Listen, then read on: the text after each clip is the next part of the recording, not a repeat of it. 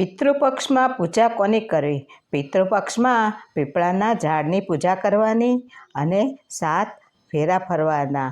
અને શ્રાદ્ધમાં કાળા તલ, મીઠું, ઘઉં, ચોખા, વસ્ત્રદાન, સોના ચાંદીનું દાન અને કોઈ સાર્વજનિક સ્થળે પીપળાના વૃક્ષ વાવવું અને ભગવદ્ ગીતાના 7મા અધ્યાયનો પાઠ કરવો.